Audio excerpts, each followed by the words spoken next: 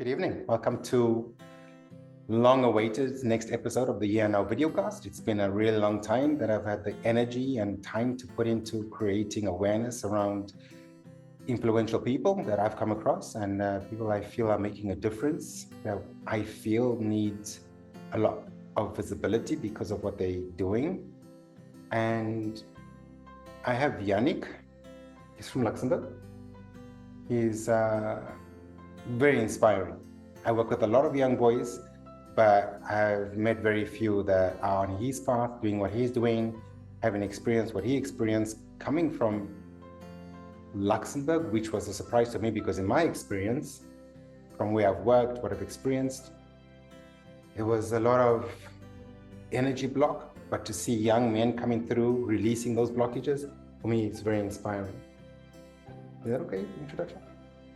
So this is Yannick. We're going to have a discussion today and see where we go with this. He's going to bring some awareness into the perspectives about spirituality, healing, coaching, breathwork from a Luxembourgish perspective.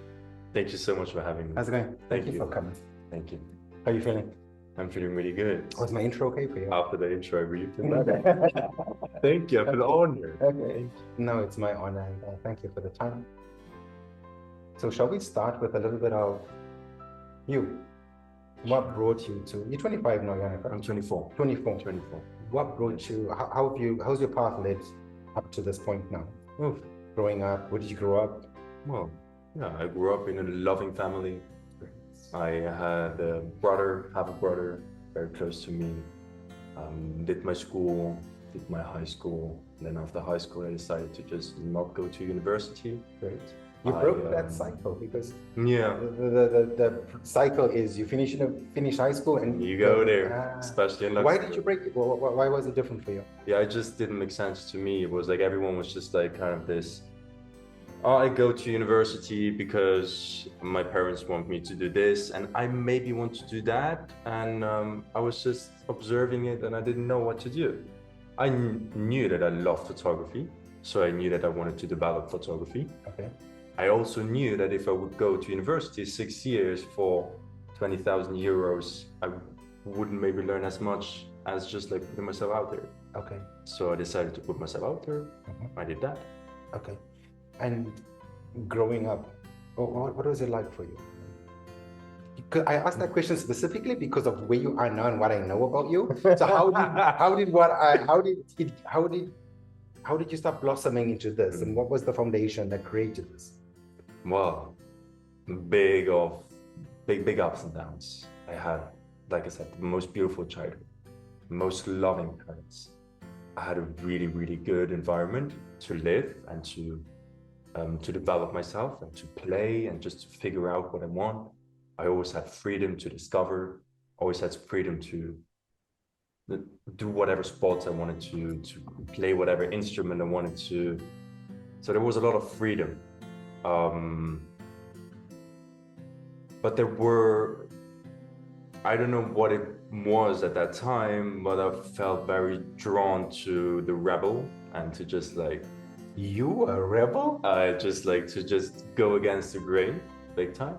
What was behind, what is that energy? What is the rebellion for? What was behind, what was driving the rebellion?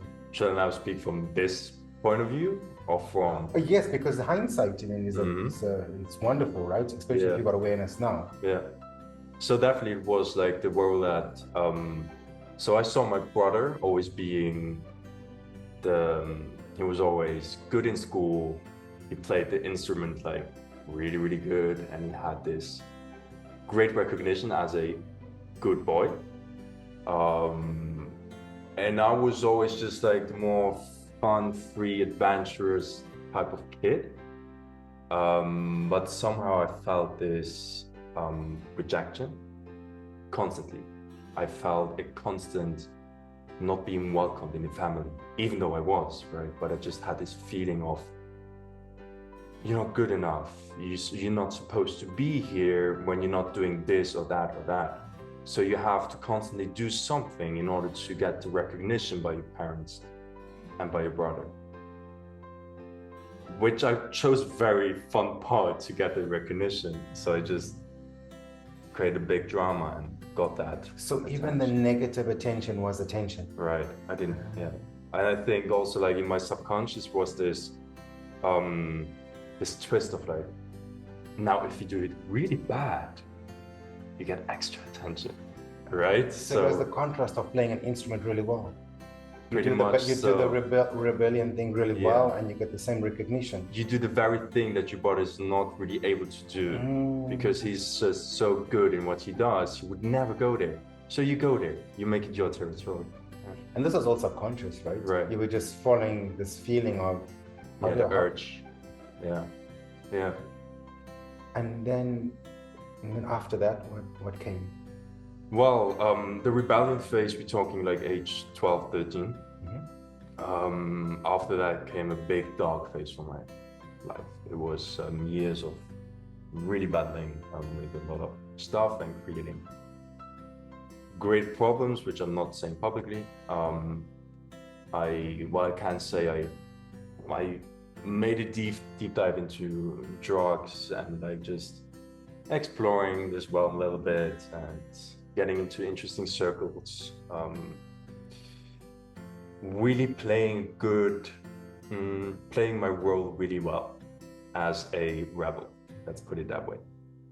That were till the age of 16, 17, I really had this young rebel phase, and I really went all in.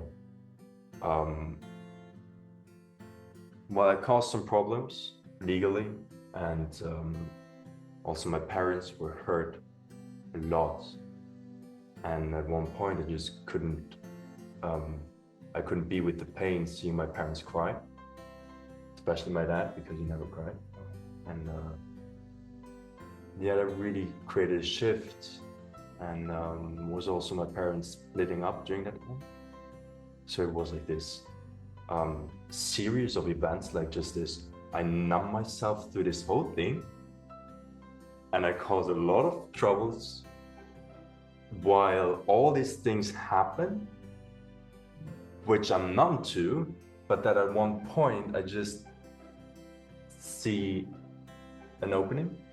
That was like age 16, 17, where I just chose to, well, you're gonna just stop it now, and you're gonna enter a new area.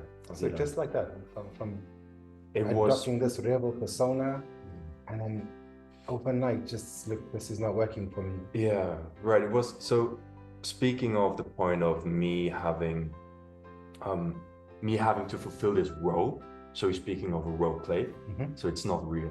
And me then sitting at home alone in the evenings, I was just sitting there and doing my thing and listening to some classic music and inspiring music. I was, I don't know if you're familiar with Dan Millman, The Peaceful Warrior. Oh, yes, I know. That book, or the story, the film, the movie, got brought into my life at the age 15, so during the phase. Okay. So I was contemplating all these concepts while creating a big mess, and then I think all of this added up to this point where I just couldn't really handle the pain. Yeah, that was an interesting way, like how it unfolded. And I've come to this, my own work with young men, young boys, teenagers, when that age you're reflecting on, I come to see, you echoed something that I was hoping to share and see what you feel. They're looking for spirituality. They say that teenage boys, 13 to 17, 18, they're not going through hormonal changes per se, they're looking for spiritual guidance. You mentioned Dal Moment, you mentioned this introspection, this conflict within the body that I'm rebelling because this is the only way I get attention, but at the same time, this is causing a lot of resistance and chaos within. Can you echo to that there was more a spiritual calling rather than do right instead of do wrong? Is Can that you just explain to me spiritual calling? What do you mean by that? so? Dal Millman, the way of this peaceful warrior. It's a very spiritual book. It is. It's not a Stephen King or something, right? So you were searching at 15. From what I heard you say, you were searching at 15 for some spiritual awakening. listening to the music you mentioned, reading Del Millman. It's a very deep book, right? So instead of doing the rebel persona to get love and attention, I'm actually don't want to live this way. It's actually, yes, it served a purpose, but it's actually causing chaos within. Right.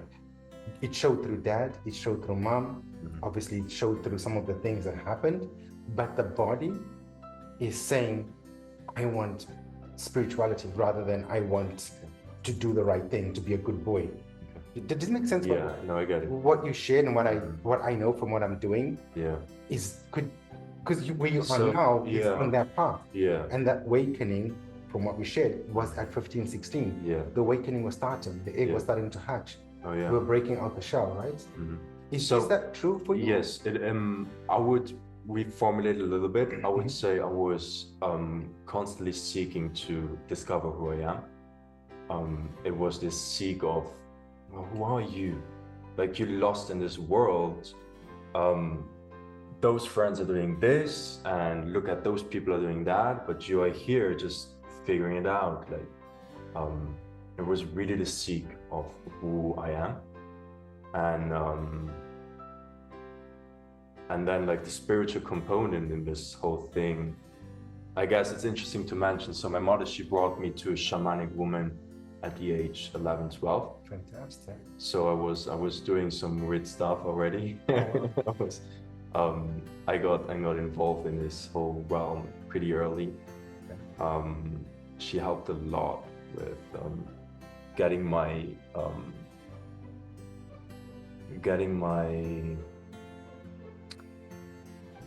consciousness somehow aligned with this idea that there is more. Okay. So I think like me causing all these troubles really was just a cry for help, and it was a cry to be seen. Just like I just wanted to be seen so bad that I did everything for it. And then at the point where I got seen, I felt anxiety hitting my body. So then this whole battleship turned. So the seek of knowing who I am started out by just causing so much trouble in my life. So then to get the proper feedback from my environment, to be seen, right, and to be heard, very clear, but then not in the way that I really wanted to be seen, as in like, that is me, that is who I am, see that part. So I guess that's where the spiritual component came in, where I got into this knowledge, okay, there is more for me. I just have to like learn a little bit more, have a little bit more experience, be a little bit more true to me, maybe not smoke the whole entire day, weed, or just... What would you speak to the young boys that are going through this? What would you speak to them? No. From your experience with hindsight? Or do you really want to? Okay. Okay. We say you and vulnerable as far as you want to go. Well, okay, let's see if it resonates with you. But what I would say, I just say to the camera that do your experience, whatever it is that whatever it is that anyone wants you to do, just figure out what you want to do. And if someone says it's good or bad, it shouldn't matter, because it resonates with you. So just explore, experience, because the experience is going to take you to the realization that it's either the thing you want or the thing you don't want. So you just got to explore and discover that thing called life. And look around you, right? You see a lot of people, you see a lot of unhappy faces. And I think the greatest disease is that we didn't play and we didn't experience in our lives. And we did the very thing that we got told is the right thing to do. So honestly, if you're struggling right now and you're just smoking weed whole day long, maybe that is the very thing you're supposed to do. But at one point, like, things are sorting out and you're gonna figure out what you really want. That is the very thing, I would say. Like, not blaming the experience, not blaming you for doing that, no matter how bad it is, but really just seeing that whatever is here now, it's really for a reason. And at one point, I'm gonna figure it out, and then it becomes wisdom. Okay. And I think that's the cool thing. Yeah. Thank you. Yeah. I have something to ask you regarding that message. And this is something I'm a big advocate of. And I say this to the young boys I work with, right? I never judge the process, because the process is your process, my process. But something I'm a big advocate of, Andrew Huberman talks about this, a lot of people that are coming in more from the scientific perspective, is no matter what you're doing, no matter what you're going through, I implore, especially young men, you know, and you can tell me your part in this, or how you feel. Keep your body in some sort of decent shape. Does that resonate with you? Of course, yeah. Oh, yeah. I'm a big advocate of do what you need to do. But if your body is not functioning well, whatever you're doing is going to be much more compounded. Because when you're healthy to whatever degree, when you're physically okay to whatever degree, and you're doing whatever you want to do that is not healthy per se, at least your body's got resilience. The energy that comes when you are physically in shape to some degree, you can tolerate and handle a lot more of the things that you need to go through, but maybe are not by health and society and spiritual and whatever you're going to look, their perspective's ideal path to go. Did that land with you when you're growing up? Because you're in shape, yes. You take care of yourself. Was that something you considered or not? Well, that is interesting avenue. Okay. It is, well, tell a teenager to take care of the body. I think it is very important. And I think, of course, if you would give one advice to that, like if your body is good, your body is healthy, you're feeling better, you have more energy, you can do more. But then still it comes back to the experience the person has, right? If the person is really in bad shape, and it's not used to eating healthy foods at home, and it just has this whole programming going, right? What could you do? Like, you can't say like, hey, you have to be in shape. That would be like the worst thing you can do. So it really depends on your perspective, on the way you lived so far. Yes, but then I have to add, after this whole shadow phase in my life, I digged into bodybuilding. And it created this big escape. It was like this, wow, sports, you're feeling good, you're getting stronger. Now you weigh 100 kilograms, you're great, feel great, you have this feedback from the outside. So then it's like, okay, what is health, right? Are you doing it for health? Are you really just doing it like to muscle up and to have this certain image? So that maybe was feeding the ego there more so, right. Not so much doing it for health reasons, but more for the recognition that it brought. Yes. Is that what it, okay. And that's where, like, I don't know, like, yes, of course, that's great advice for everyone. But then it's not necessary to advise sometimes, because it either like crushes you because you feel like a little bit, I'm not worthy now, like I'm not seen as my whole being that I am, that I created, or it pushes my ego or whatever. Like, okay. No. And before we move on, you gave great advice, but what would you say now at 24 to that 13, 14-year-olds? What would you say to him now regarding where he was, that dark phase, what he was looking for outside through the means he used? With the awareness and the spirituality and the beauty that you have now, what kind of loving, kind words would you say to him? Or anything? Yeah, well, first, I just hold him in my arms all the time. I had this beautiful experience a few weeks back. I just got in so deep contact with him. And actually, with the baby that I was, just like this. From there, well, I would just approve everything he did. See him in everything he did, and hold him in everything he did. Like, it's okay. Like, you're messing up right now, big time. It's fine. It's really okay. And I would give him a feeling of, I would give him a warm feeling. Yeah. How are you feeling? I'm feeling good. Yeah? Yeah. We're going to shift a little bit, and we're going to go to the future. So when I met you in Florence, right? Our beautiful coffee shop. Go visit Florence. Florence coffee shop in Luxembourg. Yes. Highly recommended. Yes. Kelsey, this is free marketing for you. We expect a free coffee. It's free marketing with a price, right? Well, I'm getting free coffee anyway. We're doing cheap marketing for you. You get free coffees. That's not fair. Anyway, we both love France, and that's where I first met Yannick. It was in Florence. And so when I met you, something was happening, but not this strong and this purposeful, right? And now that this shift is exponential, it's once you're on it, it really opens up fast. What is your vision? What are you seeing for you, men, boys, Luxembourg, the world? Where's it going now? Of course, it can change tomorrow, right? No, it's but all sitting here now, yeah. When you look out and you think, Lyndsay, where's your heart pulling in? Yeah, my heart is pulling me towards community.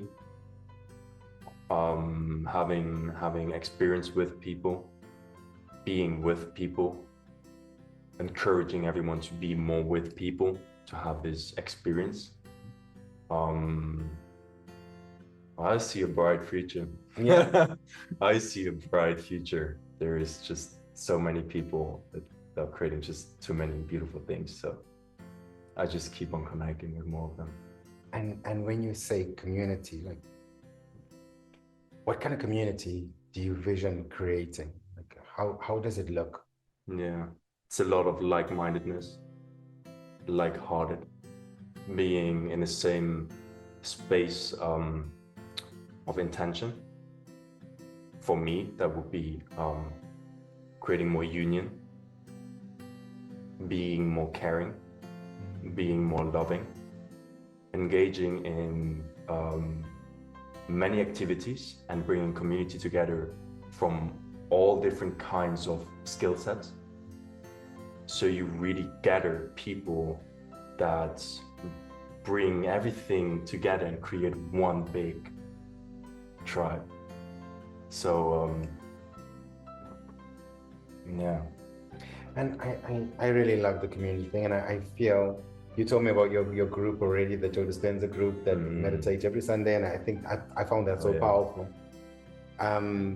You said something about like-minded, and I see you, my perception, being a lot more influential than what I just heard you say. And I'm poking you, and poke me back if it's not landing.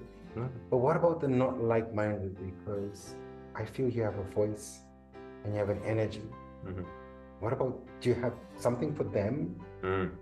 Good. Are you running and going to familiarity? I love that. I don't know what's there, but so what resonates for me now is, so I think it is so crucial to connect with people that are not like-minded and to get different perspectives and to really get challenged, because this ultimately tests your belief, right? And really tests if that's your truth. Now, when I'm envisioning me in the community and having all these like-minded people together, but then can maybe find a different word for like-minded, because one mind moves in one direction but has different avenues to it, has different ways to contribute to that one mind. Yeah. So I do see challenges on my path.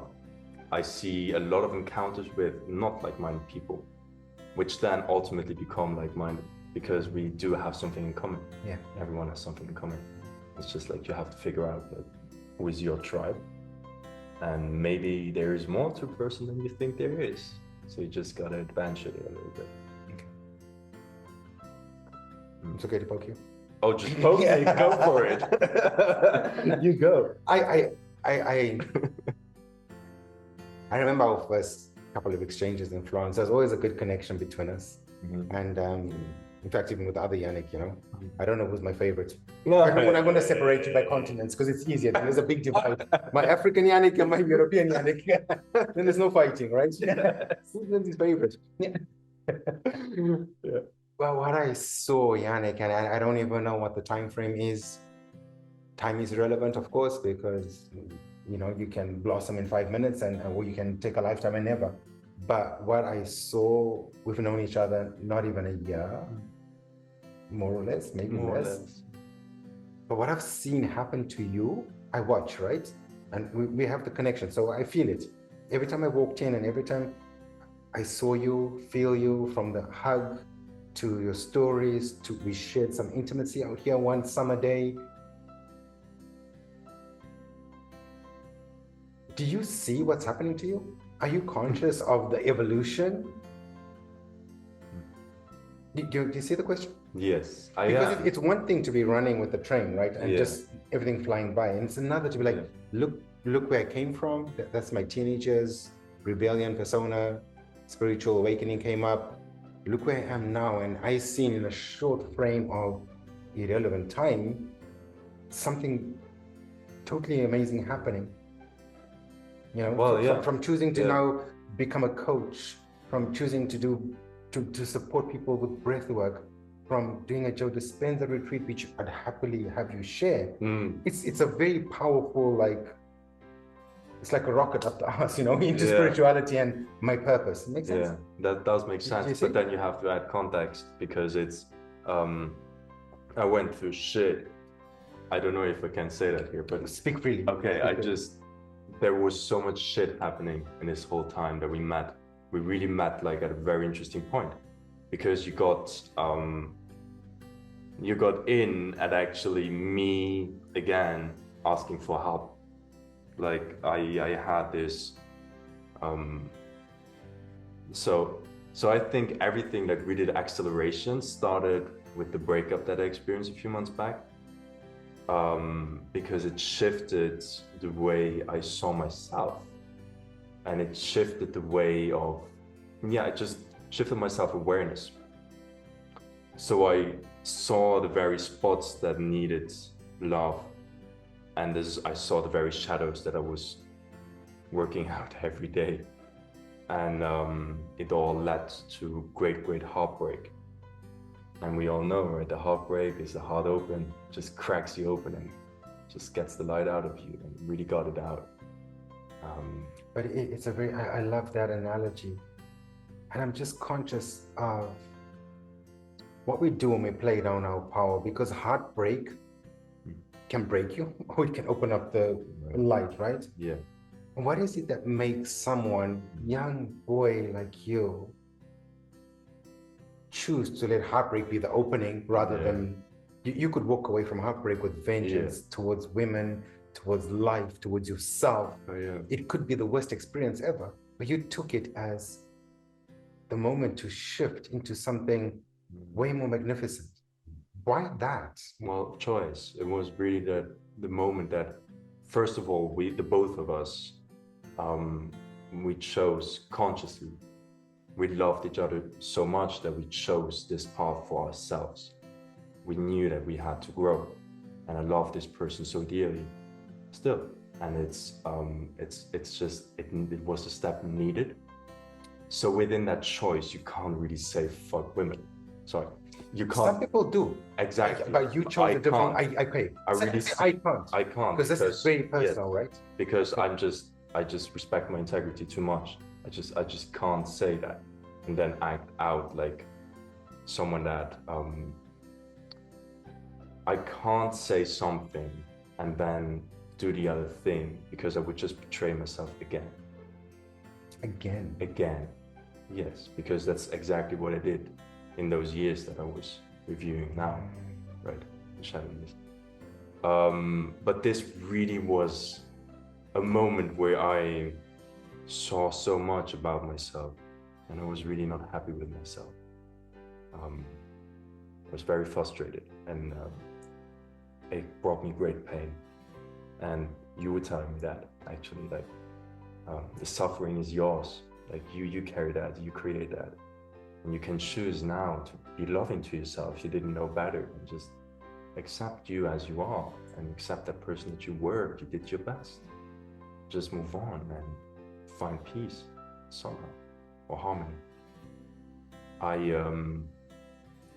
So I went, I guess what's really, really crucial, like one pivot point for me, I just went into the mountains and I did just like backpacking 9 days in the mountains, only nature, not in rooms, just being alone with myself and nature.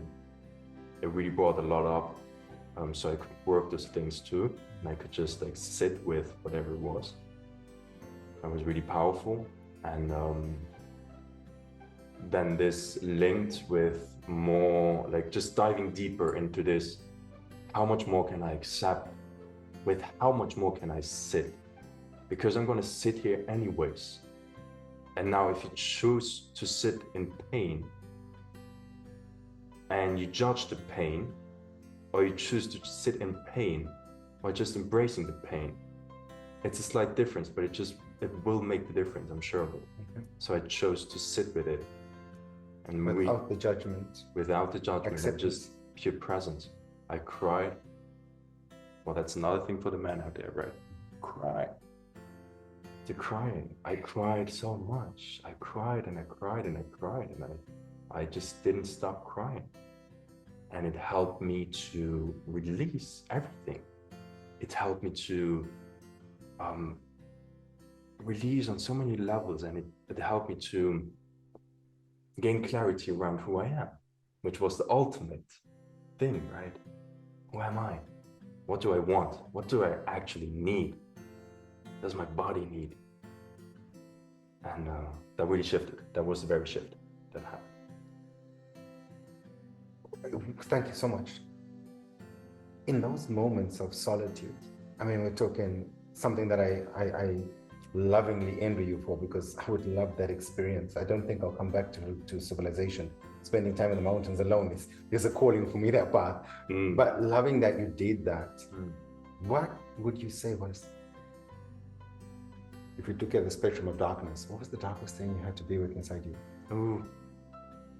Can you point at that and say that was the thing that it took me all my loving strength to sit with that and not judge that, because that was hard.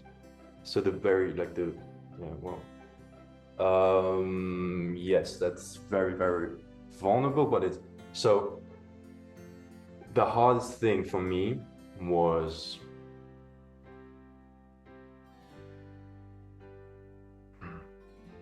the very fact that I couldn't be there for her as much as I really wanted to. That I neglected myself so deeply that I needed to build up those barriers, which didn't allow for the love to break through. And it really crushed me to see that I had all this time and that I had all this love. At the moment where I felt the love, right, in solitude, I just felt it, and I was like, wow, this was there the whole time. And I was not able to channel it, to give it. And it really got me questioning around relationship, like around relationships, around what it is to relate to each other. What did you discover on that? I discovered that it's really about the relationship to you. Because on that whole, like, this whole battleship, I turn it around somehow and like saying, no, you, like you said, right? You didn't know better. You did your best. Now, what are you going to do with that love? How are you going to use it? What are you going to create? So I just built that relationship with myself, and I started to direct it towards everything that I needed and want. And then magic happened for me over the past weeks and months. And that was the key part. And just before we segue into that, you said something.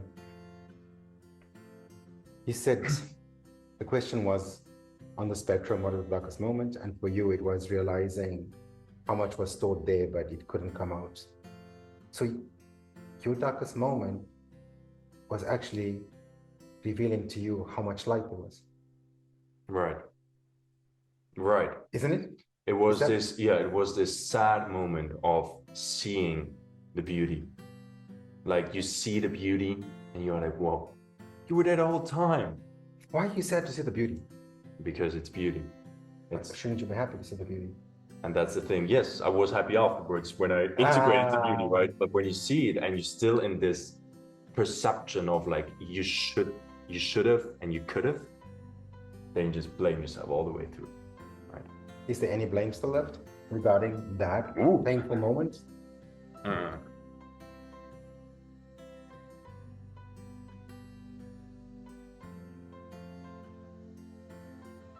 I do have to be honest.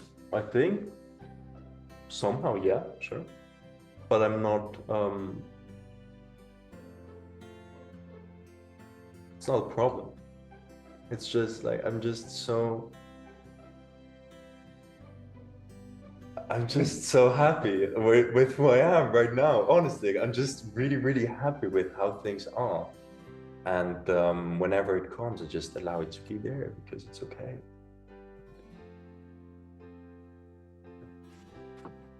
And I don't know, we weren't even dealing with the future. We were talking more about the present, and we want to stay there but longer, and we're going to go back there. What would you say to your future self? What would I say to my future self? So I would use my age and add 20 years, but then you're 20 years younger than me, so let's add 40 years to you. So what would you say to your 64-year-old self? A 64-year-old? That's now 40 years, serious, right? That's, I'm not good at yes, math, yes, so. it is. Yeah, okay. Yes. You can take the calculator. Oh, I'm very curious. So I do believe that person exists right now here, right? It's and when I feel into that person, I feel a lot of wisdom, and I feel that person is telling. Is it the question that what is that person telling me? No, what are you telling me? Oh, yeah, no, sorry, good. Yes, right. You're right. Because that makes more sense. 100%. Go on. Well, I really feel that a person is telling me you should play, go out and play, have experiences, really engage in the experience, because the more you're going to have experience, the more there will be applied knowledge, and the more you embody that knowledge and embody or like feel your body in this moment of play, the more you gain wisdom and the more you just evolve. And I really feel that person telling me like, go out there, dare to be seen, dare to play. Yeah. Do you see the significance in the message? No, definitely. Yes. Well, yeah. Okay. As long as you're connecting to it, and come back to the present, to the here and now. You just went on a Dr. Joe Dispenza retreat. Yeah, we decided to go on a coaching certification program. What is coming together? What is the experience like, for you? No. What were your takeaways? What was evolving in you? What was awakening in you? A lot. I'm going to be more specific, yes. No, it's a lot. Like now that the Dr. Joe week-long retreat, that was really an opening for me. It was really the perfect moment when it happened, and it really got me to play. It got me to be an experience, and it really unfolded so beautiful for me. Shifted me a lot and built a lot of community, right? And then now having this beautiful coaching certification, thanks to you, right? I'm in the midst of it, right? Tomorrow I have the process, tomorrow I have the next training. Fantastic. 2 days ago I had another training, and it's a beautiful experience to see how people engage in the work, and it's quite a different angle, right? How to transform and how to evolve. And I appreciate right now just like how different skill sets, different tools come together, and I can just play with them. I can just like embody whatever I want, and I can hopefully support many other people with providing those skills. Why do you say hopefully? I'm not a big fan of hopefully, because you can do hope it. is the bagger, right? Hope is beautiful. we need hope. But when you are deciding you're going to be the creator, you can't hope. No, you it's have to quite a decide, humble statement. Just isn't it? wanted to humble a little bit down. I know it's gonna affect a lot. Why do you want to be humble here? You're It's a not good normally question. humble on camera. All of a sudden, oh my gosh, let me act like a nice guy. Be bold, like I know you. Yes, I do know that it's going to impact a lot of people because it's now happening. Now I just have beautiful sessions with people and I just see what it does. And I see also like now just talking The coaching and the breath work, it's pretty intense, right? What can happen when you just either change perspective or really make a deep dive into your subconscious. It's really, really powerful. And then seeing at the Dr. Joe event, seeing those transformations, seeing people having those experiences, those are no jokes, right? There were literally people in wheelchairs standing up out of those wheelchairs and walking, right? There are people having severe diseases for decades that are just not there anymore. They are healed. So you witness those kind of things and you see that and it changes you. And you will never see cancer the way you see it, you saw it before. You will never see a sick person the way you saw them before. It just changes everything. And then interacting with those people and just having those sessions together, it just gives you such a beautiful perspective on the world. There's such a bright future coming.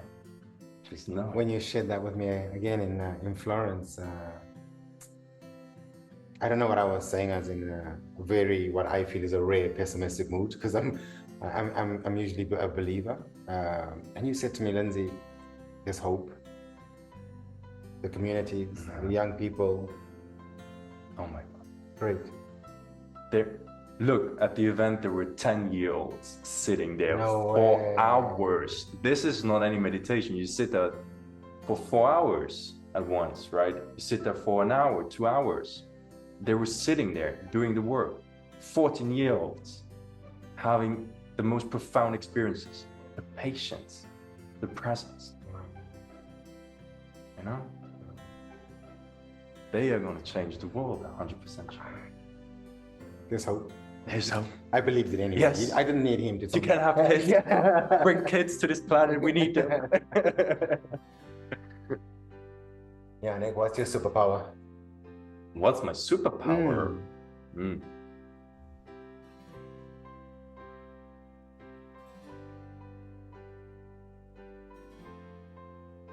Presence.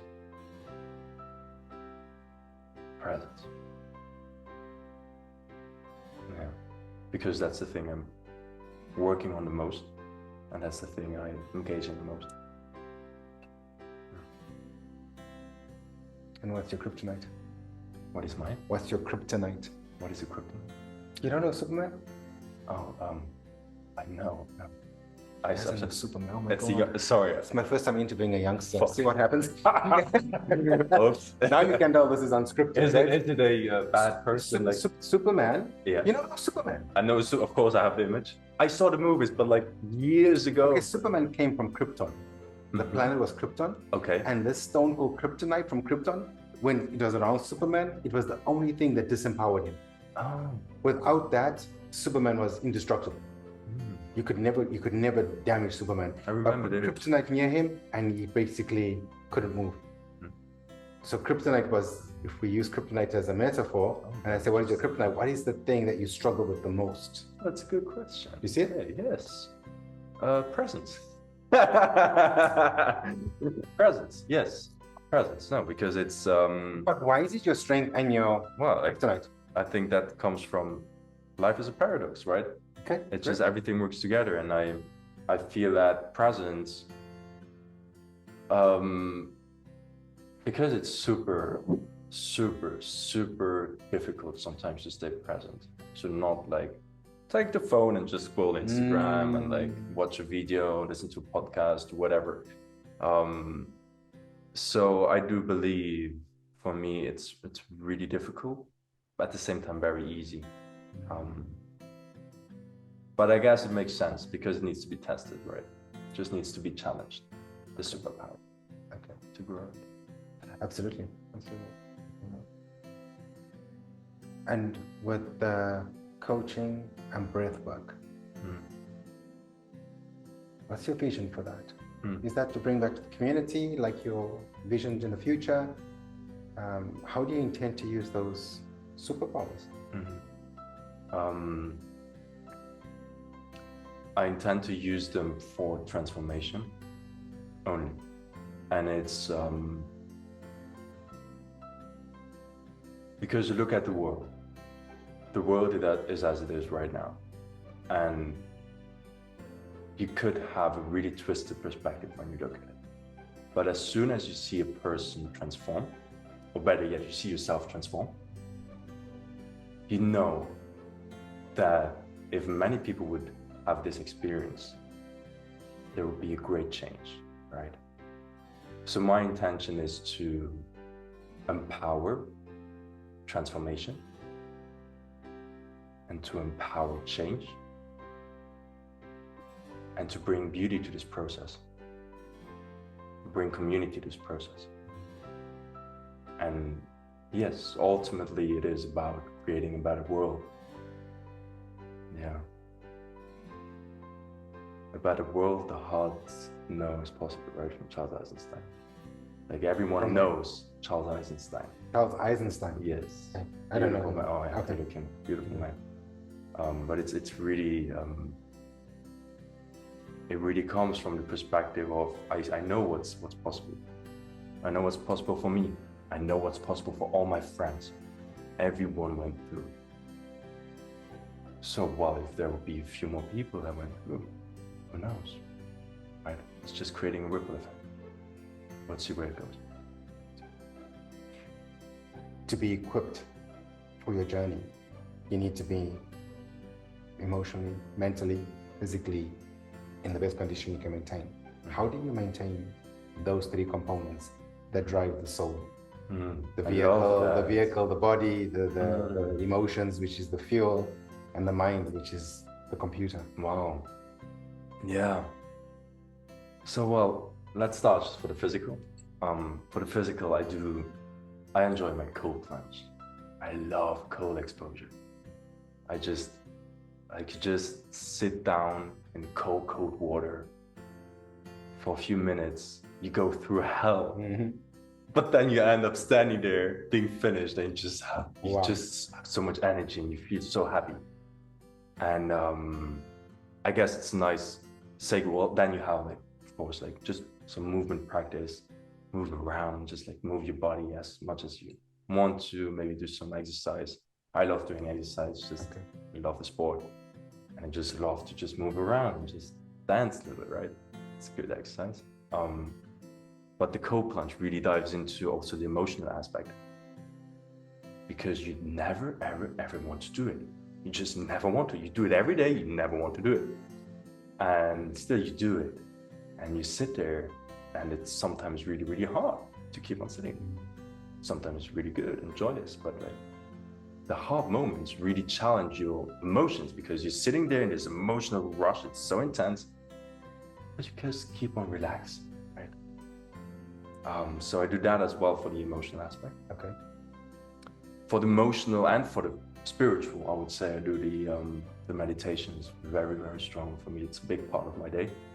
I do the work every day. It's just important for me to, first of all, be present, to challenge myself a little bit further than I went the day or the meditation before. It challenges me because you sit down for an hour, and sometimes you just don't want to sit, you want to drink a coffee, you want to do whatever, and just keep on sitting there. And you show the body, I want to do that now. I want to settle down now, and I do. And you can kick as much as you want. I'm gonna stay relaxed and relax more. So that's great for the emotional component. And then when you go into life, it hits different. Like things can hit, and you just protect it. in a sense, you can work with it better. The spiritual, well, it's like you have experiences, right? And those meditations, they really take you deep, and you mess with your brainwaves, and you mess a lot, you manipulate a lot, and it takes you to beautiful places. So it really keeps a nice spiritual hygiene as well. Breathwork, I would say, yes, has a lot of physical aspects, really good emotional releases, big time. And the most beautiful part for me is that it takes you straight down to the subconscious. So you have the opportunity to just see things you're ready to see, but see things that are really, really hard to see, to swallow. And which then leads to another spiritual hygiene, I would say. Yeah. Amazing. I resonate with a lot of what you said. I'm an avid believer, Yannick, and I want to know how you feel about this. You're on a growth process, right? You're doing all these wonderful things that are making you grow. I believe that we have a choice. We either consciously grow or we subconsciously deteriorate. So like a plant, you can just say the plant doesn't need to grow, but if you don't nurture it to grow, it's going to deteriorate. You can't just leave it, right? You either got to take care of it, so growth is going to be something you do consciously, or if you don't take care of it, subconsciously it's going to deteriorate, which for the soul is a bit more emphatic. Plant is a good analogy, but for the soul, to consciously choose growth, which I feel some people ask, why do I need to grow? Why do I need to change? Why do I need to awaken, enlighten?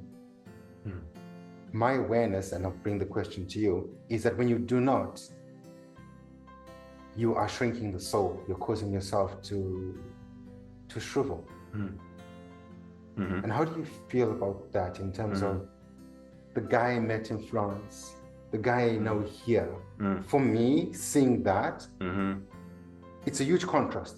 Of course, there's a lot more that you can resonate with based on what you shared today that I didn't know so much of. But what is it that you can share from your growth and your awareness in terms of, I consciously choose to grow. I consciously choose to take cold baths. I consciously choose to meditate. I consciously choose to teach my body to be present in spite of its need for the dopamine fixes that we have all over. Is the question direct? I get it. Do you see it? First, I just want to correct, like just for myself, growth. Like I wouldn't use growth, but more expansion. Okay, nice. Because like bad things can grow as well. But it's like just I think like the expansion was it's that trusting that there is more. Okay. Because as soon as you trust that there is more, you're just on an exploration path, and you just like expand into who you want, more and more and more and more. You unfold into that. So it's a constant choice of trusting that there is more and not be complacent with what is. That's what you feel there's a lot of complacency in the world right now? Yes. Okay. Big time. Yeah. In myself too. You faced with complacency at times? Yes. Really? Yes, because that's the point where you just have to make a choice again. Like you get complacent, let's use not word complacency, but maybe like you forget.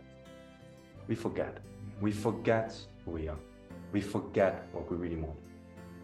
We forget what's possible for us.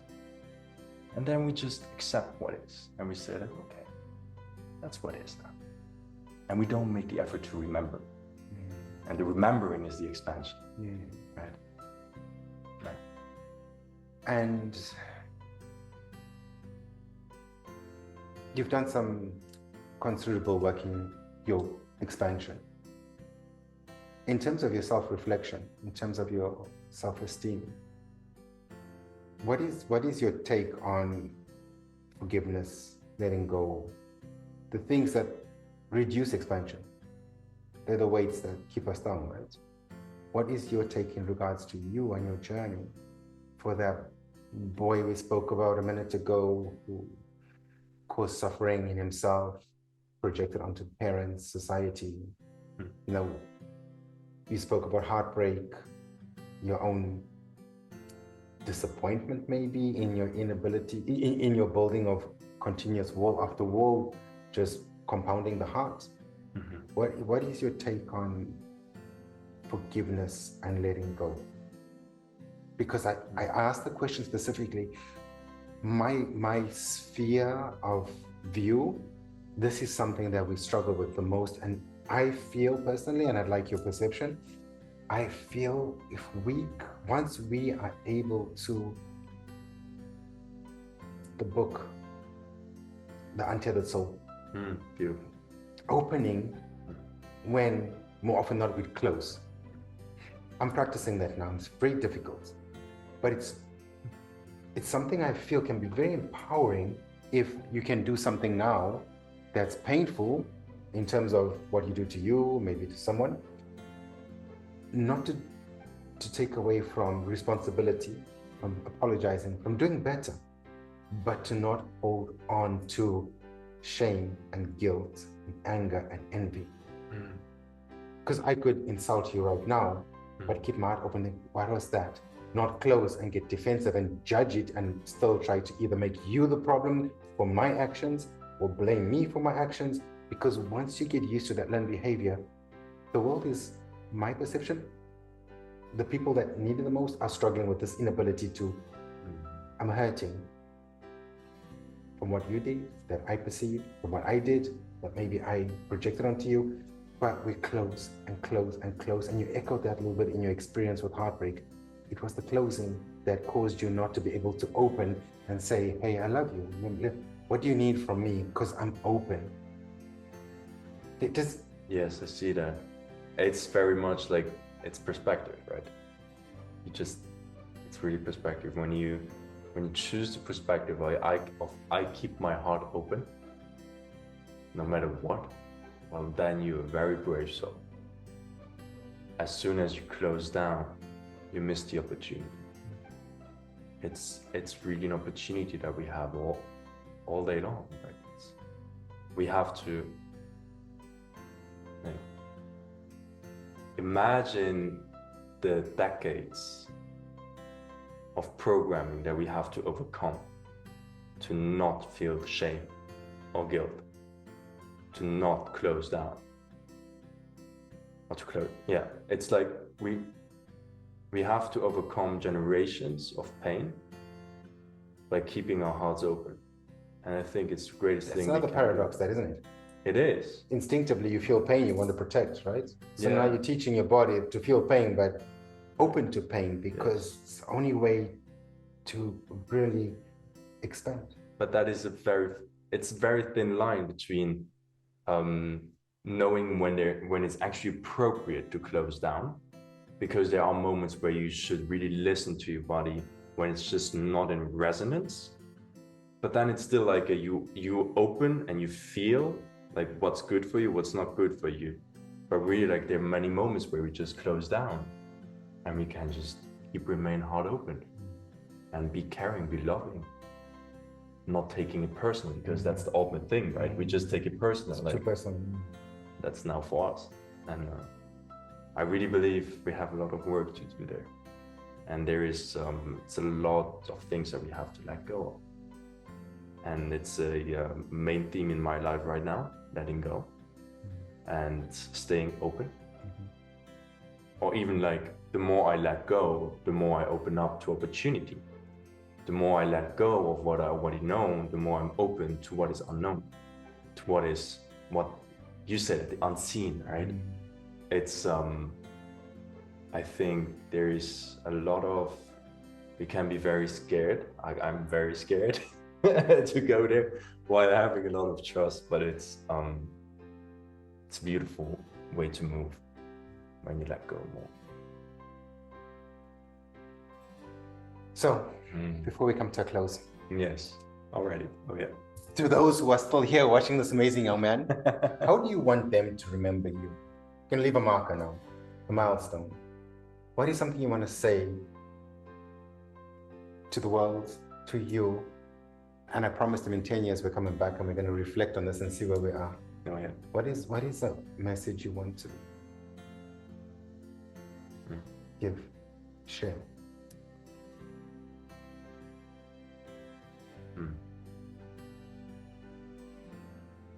Wow, that's difficult. I would say, and that's just from my perspective, don't invest, like wait, let me find the good words for that. Don't invest as much in learning, but more in remembering. We all know very, very good who we are. We all know what to do. We all know what we want, and we all know what we need. Just have to make an effort to remember. And remembering is something that we do on a momentary basis. It is being in touch so much with ourselves that we are able to see or feel when things are in resonance and when they are not. And the more we can figure out the things that are not in resonance, the more we set boundaries for those things to not enter our systems, and the more we do the things that are in resonance with us, the more we expand in who we really are. And there is no end goal in like fulfilling this whole prophecy of who I am, but it's the journey that will, I believe, create a better world, because the more we know who we are and the more we live, act, and speak from a place of knowing and of resonance, the more we're going to reflect that back to the world, and we're going to reflect it back to the planet. And I really believe that the more we remember, make an effort to remember, the more we live in harmony. And harmony is the ultimate thing we need. There is nothing else but harmony. So let's remember. I do a lot of work, more so than ever, with men and boys, which was never something I'd ever imagined. And it's young men like you that inspire me very, very much to stay true to my path too, and straight to remembering who I am. And since day one, I've been in awe of you, and even more so as I watch you evolve, expand, grow. And I really believe you're going to bring amazing things to everybody you touch. This is my vision for you and what I see from you. I can't thank you enough for spending time with me, for sharing, for being so vulnerable and open, and for being who you are and doing what you're doing. So I'm grateful to him. I'm grateful to you. Thank you. And thank you for being who you are and remembering who you are and seeing so much beauty in the younger generation. Thank you so much for watching, and take care. We are sending you love, light, and a lot of expansion.